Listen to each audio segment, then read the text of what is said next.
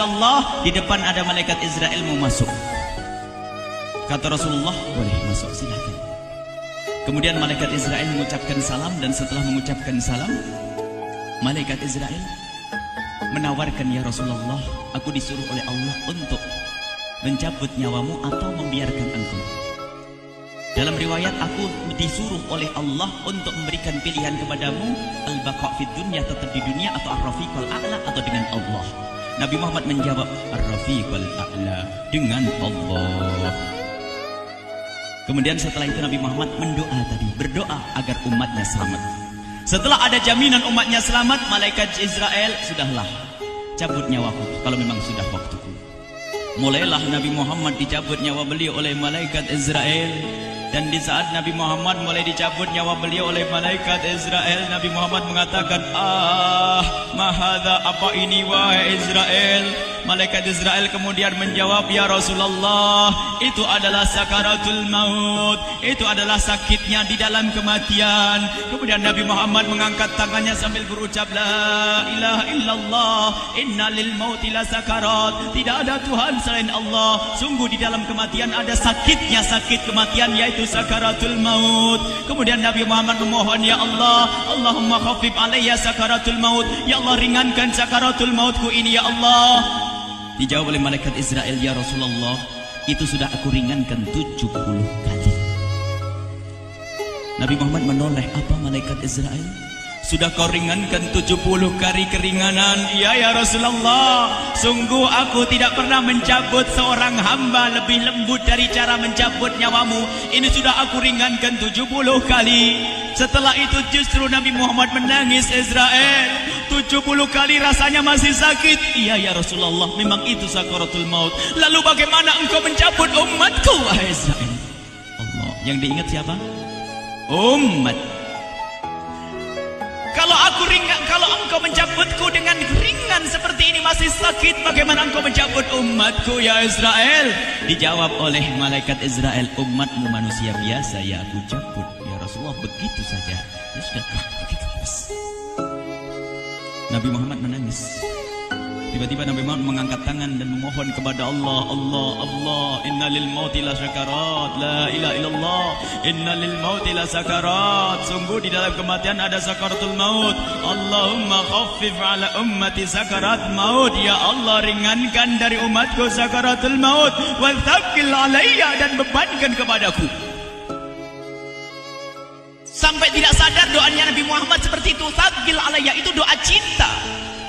Seorang ibu yang pernah punya anak, tuh lihat kalau doa Rasulullah ini masih dilakukan. Bagaimana Rasulullah bisa doa begitu? Itu bahasa cinta yang tidak bisa diterjemahkan dengan oleh akal. Seorang ibu kadang-kadang, ibu yang di belakang, ibu mau dikasih sakit oleh Allah? Mau, Bu? Ibu jauh sekali. Ibu mau dikasih sakit? Jawabnya tidak mau. Tapi suatu ketika seorang ibu melihat anaknya sakit, ngomong, sudahlah nak, jangan kamu yang sakit, biar ibu yang sakit. Ada atau tidak? Kenapa ngomong begitu? Itu bahasa cinta itu. Tidak rela kalau anak ini sakit, biar aku saja yang sakit. Itu yang dirasakan Rasulullah. Sakaratul maut begitu sakitnya, membayangkan betapa sakitnya umat Nabi Muhammad di saat dicabut nyawa beliau. Maka Rasulullah mengatakan, ya Allah, ringankan sakaratul maut dari umatku, bebankan kepadaku saja, ya Allah. Wala sawfa yu'tika fatarda. Permintaan Nabi Muhammad tidak ditolak oleh Allah, dikabul dan dikabul, wahai Muhammad. Sallu ala Nabi Muhammad. Dan benar, sakaratul maut kita ditahan oleh Rasulullah, ditanggung oleh Rasulullah, sehingga digambarkan oleh Imam Bukhari di saat Nabi Muhammad dicabut nyawa beliau, Siti Aisyah yang ada di situ. Rasulullah berada di pangkuan Siti Aisyah, yang saat itu Siti Aisyah melihat keringat dingin keluar dari kening Rasulullah. Siti Aisyah tidak pernah melihat keringat keluar seperti itu. Bahkan di saat dipegang kepala Rasulullah, panasnya melebihi dari panasnya orang biasa. Setiap kali ada kain dicelupkan di air, ditempelkan di kening kening Rasulullah langsung mengering. Saat itu Nabi Muhammad mengucapkan kalimat la ilaha illallah innal mauti la sakarat. Kemudian Nabi Muhammad berpesan dengan banyak pesan, dan di antara pesan Rasulullah adalah akri minni ala ummati salam, akri minni salam ala ummati wa ala man ittaba'ani wa ala man tabi'ani min ila yaumil qiyamati. Aku titip salam kepada umatku dan orang yang mengikutiku sampai hari kiamat. Sadari salam Rasulullah. Sebelum meninggal masih ingat titip salam. Salam kepada siapa? Bukan salam kepada siapa-siapa, tapi salam kepada kita. Maka mari kita mengucapkan salam kepada Rasulullah, karena Rasulullah sudah salam duluan kepada kita. Mari kita sejenak bersalam kepada Rasulullah dan hadirkan Rasulullah ada di mata kita dan di hati kita. Mari kita bersama-sama mengucapkan salam. Assalamualaikum ya Rasulullah. Assalamualaikum ya Rasulullah. Assalamualaikum ya Habiballah. Assalamualaikum ya Nabi Allah. Rasulullah mengucapkan salam untuk kita. Dan di saat itu Rasulullah keringat dingin keluar, maka oleh Siti Aisyah diusap. Oleh Siti Aisyah diusap, bayangkan saat itu Nabi Muhammad di pangkuan Siti Aisyah dan diusap oleh Siti Aisyah. Siti Aisyah berkata, keringat Rasulullah mengucur deras hingga aku usap, dan aku usap dengan tangannya Rasulullah. Diusap dengan tangannya Rasulullah. Siti Aisyah memegang tangan Rasulullah sendiri yang digunakan untuk mengusap keringat Rasulullah. Sahabat bertanya, Aisyah, kenapa harus dengan tangan Rasulullah tidak dengan tanganmu?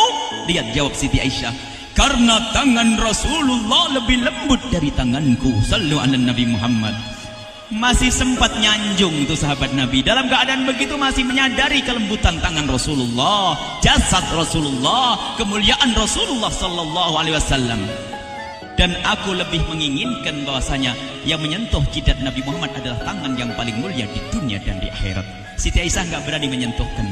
Pengennya yang disentuhkan di kening Rasulullah adalah tangannya Rasulullah sallallahu alaihi wasallam. Kemudian setelah itu Nabi Muhammad merasakan sakit yang sangat untuk kita. Kemudian Nabi Muhammad mengangkat tangan tinggi-tinggi mengucapkan la ilaha illallah innal mauti la sakarat. Tiba-tiba tangan itu semakin turun dan ditangkap oleh Siti Aisyah. Dan di saat tangan itu jatuh di tangan Siti Aisyah, kemudian tiba-tiba paha Siti Aisyah merasakan berat kepala suci Rasulullah. Dan saat itu Siti Aisyah sadar bahwasanya Rasulullah sudah kembali kepada Allah Subhanahu wa taala. Sallu ala Nabi Muhammad. Siti Aisyah bingung di saat melihat seperti itu. Ditaruh pelan-pelan wajah Rasulullah, sambil menangis lalu berkata, Rasulullah sudah meninggal. Para sahabat Nabi pada bingung. Sayyidina Ali tiba-tiba terduduk, nggak bisa berdiri. Sayyidina Uthman nggak bisa ngomong. Ada orang, Sayyidina Zaid berkata, aku baru melihat Rasulullah. Setelah ini aku tidak mau melihat lagi selain Rasulullah. Ya Allah, butakan mataku. Aku tidak ingin aku kotori mataku dengan selain Rasulullah. Dan dibutakan oleh Allah. Bermacam-macam kejadian saat itu. Madinah heboh, luar biasa dengan meninggalnya Rasulullah sallallahu alaihi wasallam. Dan sungguh meninggalnya Nabi Muhammad adalah menghidupkan hati yang mati kalau orang paham. Tiba-tiba Sayyidina Abu Bakar datang. Setelah Sayyidina Umar mengatakan, siapa yang mengatakan Muhammad meninggal akan aku penggal lehernya. Jangan seperti orang-orang Nabi Muhammad sekarang lagi pergi seperti waktu Musa pergi kepada Tuhannya, kepada Allah, nanti akan kembali kepada kita. Muhammad belum meninggal. Ini adalah karena kecintaan Sayyidina Umar bin Khattab, tidak ingin Nabi Muhammad pergi. Tiba-tiba datang Sayyidina Abu Bakar As-Siddiq lalu masuk ke kamarnya Rasulullah, lalu masuk kepada Rasulullah, kemudian mengecup kening Rasulullah. Dan Sayyidina Abu Bakar berkata, ya Rasulullah, tibta hayyan wa mayyita. Ya Rasulullah, engkau tetap harum dalam keadaan hidup dan harum setelah meninggal dunia. Sallu ala Nabi Muhammad. Hingga sampai setelah hari besoknya meninggal Rasulullah, Senin sore, Selasa malam, Rabu dikubur Rasulullah sallallahu alaihi wasallam.